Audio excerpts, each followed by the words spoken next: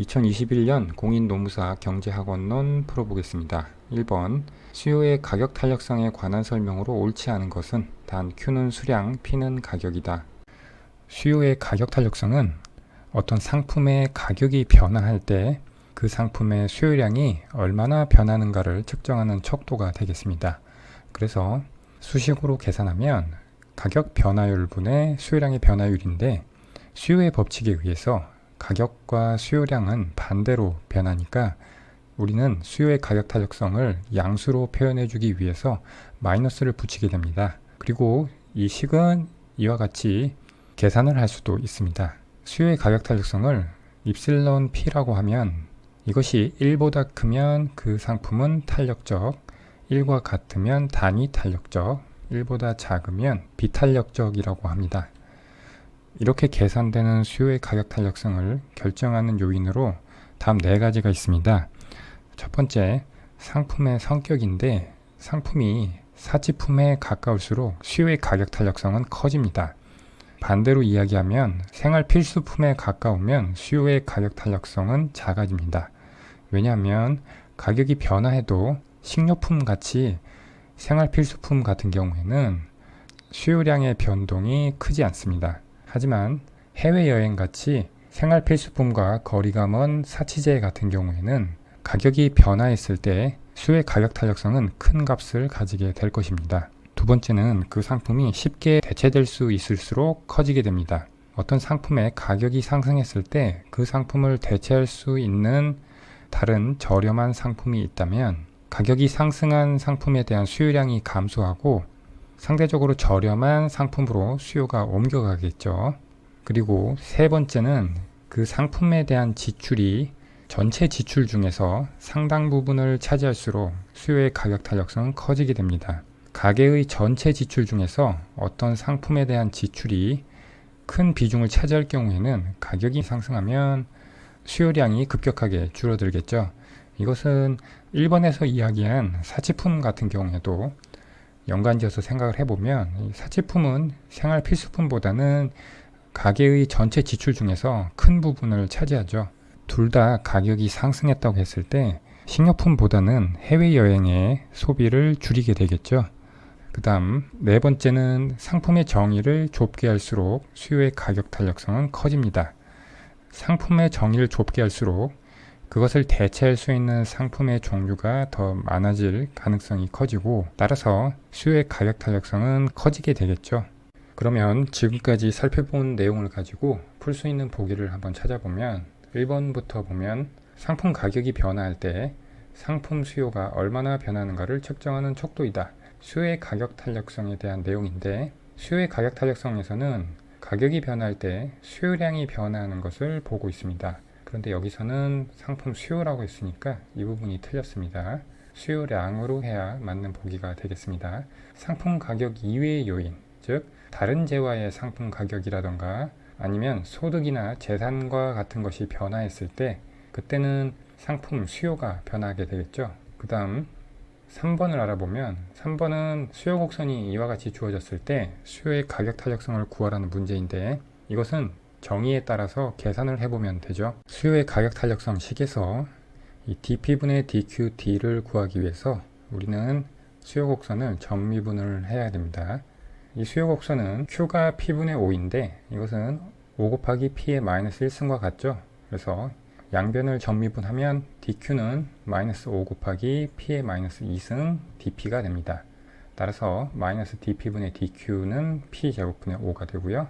그러면 이 자리에 p제곱분의 5가 오고, 옆에 q분의 p인데 q 자리에 수요 곡선 p분의 5를 대입해서 정리를 하면 p도 소거되고 5도 소거가 돼서 1이 나옵니다. 따라서 보기 3번이 맞는 보기고요.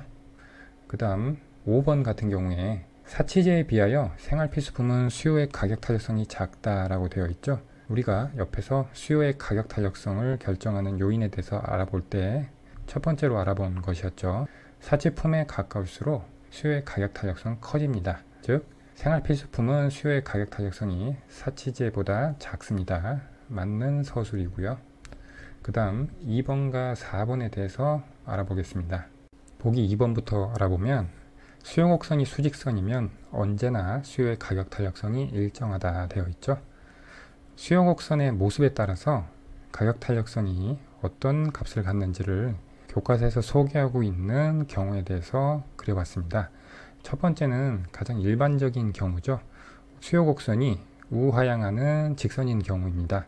이 경우에는 수요 곡선 선상에서 수요의 가격 탄력성이 다양한 값을 갖게 됩니다. 가운데 점이 수요의 가격 탄력성이 1을 갖게 되고요. 이 점을 중심으로 위쪽 영역은 수요의 가격 탄력성이 1보다 커지는 영역이고요. 아래쪽 영역은 1보다 작아지는 영역이 되겠습니다. 따라서 전체적으로는 수요의 가격 탄력성이 0보다 큰 모든 경우를 나타내고 있는 경우가 되겠습니다. 그 다음은 수요의 가격 탄력성이 모든 점에서 일정하게 나오는 경우가 되겠습니다. 수요 곡선이 수직선인 경우에는 가격이 아무리 변화를 해도 수요량이 변화하지가 않죠. 따라서 수요의 가격 탄력성은 제로고요. 수요 곡선이 수평선인 경우에는 가격이 아주 미세하게 변화해도 수요량이 급격하게 변화하죠. 그래서 수요의 가격 탄력성이 무한대인 경우가 되겠습니다. 그 다음 원점에 대해서 볼록한 직각쌍곡선의 모습일 때는 이때는 수요의 가격 탄력성이 1로 일정한 경우가 되겠습니다. 즉 가격이 변화할 때 그 변하는 비율만큼 수요량도 동일하게 변화하기 때문에 어떤 점에서도 수요의 가격 탄력성은 1로 일정하게 됩니다. 보기 2번은 지금 이 경우를 나타내고 있죠. 0으로 일정하니까 맞는 보기가 되겠습니다. 그 다음 4번은 가격 탄력성이 판매 수입과 어떤 관계를 갖고 있는지를 묻고 있습니다. 수요의 가격 탄력성이 1보다 큰 경우에는 판매 수입이라고 하는 것은 가격의 수요량을 곱한 것인데 수요의 가격 탄력성이 1보다 클 때는 이 식을 봤을 때 가격 변화율보다 수요량의 변화율이 더 큰 경우죠. 그래서 가격이 만약 상승한다고 할 때 수요량이 더 큰 비율로 하락하니까 P 곱하기 Q는 P의 상승 비율보다 Q의 하락 비율이 더 크니까 두 개의 곱은 감소하겠죠. 그래서 판매 수입은 감소하고요. 반대의 경우에는 수요량이 더 큰 비율로 상승하게 되니까 판매 수입은 증가하게 되겠습니다. 수요의 가격 탄력성이 1인 경우에는 가격 변화율과 수요량 변화율이 일정하니까 P 곱하기 Q도 일정하겠죠. 수요의 가격 탄력성이 1보다 작은 경우는 수요의 가격 탄력성이 1보다 큰 경우에 반대의 경우가 나오겠고요. 문제에서 정상제인 경우, 이 단서는 왜 달려있냐면 열등제인 경우 중에 기펜제 같은 경우에는 가격과 수요량이 반대로 움직인다는 수요의 법칙이 성립하지 않기 때문에 이 논의가 성립하지 않습니다. 그래서 정상제로 한정을 했고요. 그래서 정상제인 경우 수요의 가격 탄력성이 1보다 클 때 이 경우죠. 가격이 하락하면 기업의 총수입, 이게 판매 수입을 의미하는데 이것은 증가한다. 수요의 가격 탄력성이 1보다 큰데 가격이 하락하면 수요량이 더 큰 비율로 상승하기 때문에 기업의 총수입, 판매 수입은 증가하겠죠. 그래서 이것도 맞는 보기가 되겠고요. 따라서 1번 문제는 1번이 답이 되겠습니다. 2번 기펜제에 관한 설명으로 옳지 않은 것은 먼저 기펜제가 무엇인지 알아봐야겠죠. 기펜제는 수요의 소득 탄력성부터 출발을 합니다. 수요의 소득 탄력성은 소득이 변화했을 때 수요 또는 수요량이 얼마나 변하는지를 측정하는 척도가 되겠습니다. 이것은 수식으로 이와 같이 나타낼 수가 있고요. 수요의 소득 탄력성의 범위에 따라서 다음과 같이 재화를 분류를 하게 되는데 0보다 큰 경우에는 정상제, 그리고 세부적으로 0과 1 사이일 때는 필수제, 1보다 클 때는 사치제가 됩니다. 그리고 수요의 소득 탄력성이 0보다 작으면 열등제라고 합니다. 즉 소득이 증가했을 때 소비를 감소시키는 재화가 되는 것이죠. 그 다음으로 어떤 재화의 가격이 변화했을 때 가격 효과가 발생하게 되는데 그것은 대체 효과와 소득 효과로 나누어집니다.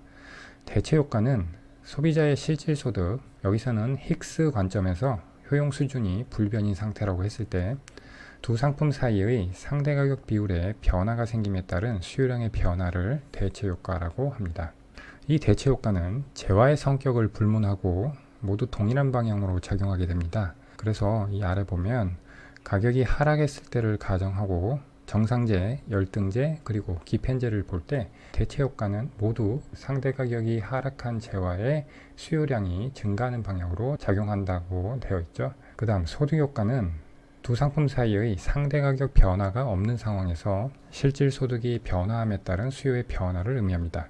어떤 재화의 가격이 하락하면 같은 명목 소득으로 그 재화를 더 소비할 수 있게 되죠. 따라서 실질 소득이 증가한 효과가 발생하게 되는데 그에 따라서 재화의 수요가 변화하는 것을 소득 효과라고 합니다.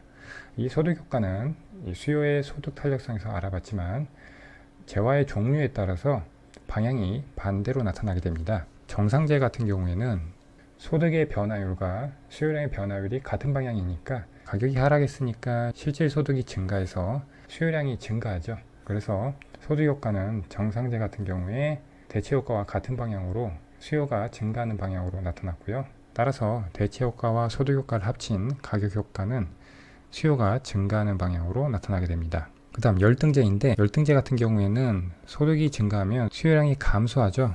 그렇기 때문에 이 경우에는 실질 소득 증가로 인해서 수요가 감소한 것으로 표시를 했고요. 그런데 보통의 열등제는 대체 효과와 소득 효과를 합친 가격 효과는 대체 효과가 소득 효과보다 더 크기 때문에 재화의 수요가 증가하는 방향으로 나타나고요. 그런데 문제에서 물어본 기펜제 같은 경우에는 열등제의 한 종류가 되는데 이 소득 효과가 굉장히 크게 나타나서 대체 효과를 압도하는 경우를 의미합니다. 따라서 가격 효과도 소득 효과 영향으로 수요가 하락하는 식으로 나오게 되겠죠. 가격이 하락했는데 수요량이 감소하는 모습이 나오기 때문에 수요 곡선을 그리면 수요량과 가격 평면에서 우하향하는 보통의 수요 곡선이 아니라 우상향하는 수요 곡선의 모습으로 나타나게 됩니다. 보기를 하나씩 보면 1번 가격이 하락하면 재화의 소비량은 감소한다. 가격이 하락했는데 재화의 소비량은 감소했죠. 맞고요. 2번 소득 효과가 대체 효과보다 큰 재화이다. 그렇기 때문에 가격 효과가 소득 효과와 같은 방향으로 나타나게 되죠. 3번 가격 상승 시 소득 효과는 재화의 소비량을 감소시킨다. 이 경우는 가격이 하락한 경우를 나타냈지만 반대로 생각하면 되겠죠. 가격이 상승한 경우를 우리가 파란색으로 표시하면 가격이 상승하면 대체 효과는 상대 가격이 상승했으니까 하락하겠고요. 소득 효과는 가격 상승에 따라서 실질 소득이 감소했으니까 이 경우에는 수요량이 오히려 증가하게 되겠죠. 그런데 소득 효과가 대체 효과를 압도하니까 가격 효과도 플러스로 나오겠습니다. 그런데 여기는 소비량을 감소시킨다고 되어 있으니까 이 보기는 틀렸고요. 4번 기펜제는 모두 열등제지만 열등제의 한 종류라고 그랬죠. 하지만 열등제가 모두 기펜제는 아니다. 열등제가 기펜제를 포함하는 개념이죠. 그렇기 때문에 이 보기는 맞는 보기고요. 5번 가격 하락 시 대체 효과는 재화의 소비량을 증가시킨다. 대체 효과는 재화의 종류에 관계없이 상대 가격이 하락한 재화의 수요량이 증가하는 방향으로 나타나죠. 가격이 하락했으니까 기펜제라도 대체 효과는 재화의 소비량이 증가하죠. 맞는 보기고요. 따라서 2번 문제는 3번이 답이 되겠습니다. 3번 시장 실패에 관한 설명으로 옳은 것은 3번 문제는 시장 실패에 관한 종합적인 이해를 묻고 있는 문제가 되겠습니다. 시장 실패라고 하는 것은 시장기구가 가격기구를 의미하죠. 자원을 효율적으로 배분하는데 실패하게 되는 현상을 의미합니다. 여기서 효율성이라고 하는 것은 파레토 효율성을 의미합니다. 파레토 효율성이라고 하는 것은 어떤 하나의 자원 배분 상태가 있을 때 그 상태에서 사회 구성원 중 다른 사람에게 손해가 가지 않으면서 어떤 사람에게 이득이 되는 변화를 만들어내는 것이 불가능한 배분 상태를 의미합니다. 파레토 효율성이 달성되는 대표적인 시장이 완전 경쟁 시장인데 완전 경쟁 시장에서 가격 체계의 보이지 않는 힘에 의해서 파레토 효율성이 달성된다라고 하는 정리를 우리는 후생경제학 제1정리라고 합니다. 바로 보기 4번을 보면 완전 경쟁 시장은 자원 배분의 효율성은 물론 분배의 공평성도 보장해주는 시장이다 라고 되어 있는데 지금 시장 실패의 정의에도 나와 있지만 자원의 효율적인 배분에 실패하는 것이 시장 실패가 됩니다. 즉 완전 경쟁 시장은 자원의 효율적 배분을 달성시켜주는 시장 조직이고 분배의 공평성을 보장해주진 않습니다. 보기 4번은 이 부분이 틀렸고요. 그렇다면 이러한 시장 실패는 어떠한 요인에 의해서 발생하는지를 알아보면, 먼저 불완전 경쟁, 여러분들이 대표적으로 알고 있는 것은 독점 같은 것이 되겠죠. 그렇게 되면 완전 경쟁이 성립하지 못하니까 자원의 효율적 배분에 실패하게 됩니다. 독점 시장에서 완전 경쟁 시장과 비교했을 때 가격은 높고 균형 생산량은 작게 되는 결과가 나오죠. 그 다음은 공공재입니다. 공공재는 여기 정의가 있는데, 생산되는 즉시 모든 사회 구성원이 함께 소비할 수 있는 재화나 서비스를 우리는 공공재라고 합니다. 즉, 여러 사람의 공동 소비를 위해 생산된 재화나 서비스를 의미합니다. 이 공공재는 두 가지 특징을 가지고 있습니다. 첫 번째는 소비의 비경합성입니다. 이것은 어떤 사람이 공공재 소비에 참여한다고 해서 다른 사람의 소비 가능성이 줄어들지 않는 성격을 의미합니다. 이것은 추가적인 공공재 소비가 발생해도 혼잡의 문제가 발생하지 않는다는 것을 의미합니다. 즉, 추가적인 소비의 한계 비용이 0이 됩니다. 두 번째 특징은 소비의 배제 불가능성입니다. 이것은 대가를 치르지 않고 공공재를 소비하려는 사람을 배제할 수 없는 특징을 의미합니다. 이 특징 때문에 공공재 소비에 있어서 무임승차자의 문제가 발생합니다. 따라서 공공재는 사회적인 최적 수준보다 과소하게 생산이 됩니다. 사람들이 진정한 선호를 표출하지 않는 문제가 있기 때문이죠. 보기 1번에 보면 순수 공공재는 배제성은 없으나 배제 불가능성이죠. 경합성은 있다. 경합성도 없죠. 이 부분이 틀렸고요. 그 다음 시장 실패 요인의 세 번째는 외부 효과입니다. 외부 효과라고 하는 것은 어떤 행위가 제3자에게 의도하지 않은 혜택이나 손해를 가져다 주면서 이에 대한 대가를 받지도 지불하지도 않을 때 외부 효과가 발생했다고 말합니다. 외부 효과에는 긍정적 외부 효과와 부정적 외부 효과가 있는데, 긍정적 외부 효과는 여기 보기에 있듯이 긍정적 외부 경제라고도 하고요. 긍정적 외부 효과가 존재하는 경우에는 사회적으로 긍정적인 효과를 발생시키더라도 그에 대한 대가를 받지 않기 때문에 긍정적인 외부성을 만들어내는 측에서는 굳이 이것을 많이 만들려고 하지 않을 것입니다. 따라서 긍정적 외부 효과는 사회적으로 최적 수준보다 더 적게 만들어지고요. 반대로 부정적 외부 효과는 외부 효과를 만들어내는 측이 그 외부 효과에 의해서 손해를 받는 측에 어떤 대가를 지불하지 않기 때문에 굳이 부정적 외부 효과를 발생시키는 어떤 행위를 억제하려고 하지 않을 것입니다. 따라서 부정적 외부 효과가 존재하면 그것은 사회적 최적 수준보다 더 많이 만들어지는 결과가 나타납니다. 따라서 긍정적 외부 경제든 부정적 외부 경제든 시장 실패를 유발하게 됩니다. 근데 여기는 유발하지 않는다고 되어 있으니까 틀린 보기고요. 네 번째로 불완전한 정보가 있습니다. 이것은 정보의 비대칭적 상황에서 발생하는 역선택과 도덕적 해이의 문제를 의미합니다. 즉, 불완전한 정보가 존재할 경우에는 거래 과정에서 바람직하지 못한 상대와 거래하게 되는 상황이 발생하게 됩니다. 이렇게 네 가지가 시장 실패 요인 중 대표적인 네 가지고요. 따라서 시장 실패 때문에 정부 개입의 필요성이 발생하게 되는데, 그런데 정부도 역시 개입 과정에서 정부 실패를 할 수 있는 여지가 있기 때문에 시장 실패가 정부 개입의 충분 조건은 아닙니다. 정부 실패의 요인으로는 여러 가지가 있지만 대표적으로 네 가지를 들 수 있습니다.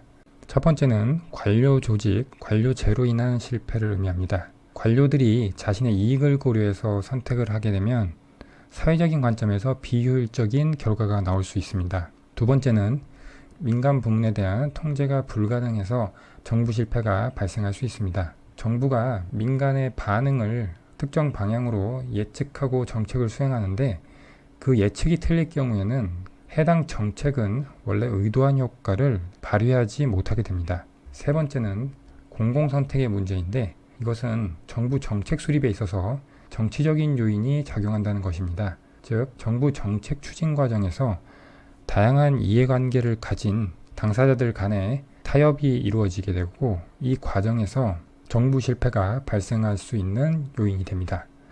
마지막으로 정부 역시 시장과 마찬가지로 불완전한 정보 때문에 정부 실패가 발생할 수 있습니다. 따라서 시장 실패가 존재한다고 해서 정부가 개입하는 것이 반드시 이루어져야 되는 것은 아니고, 즉 시장 실패의 존재는 정부 개입의 필요 조건이지 충분 조건이 될 수가 없습니다. 따라서 이 보기 3번은 틀린 보기가 되겠습니다. 마지막으로 2번, 상호 이익이 되는 거래를 방해할 경우 시장 실패가 발생한다. 상호 이익이 되는 거래라는 것은 이것이 성사되면 현재 상태보다 상호 간의 효용 또는 이윤이 증가하는 결과가 발생하죠.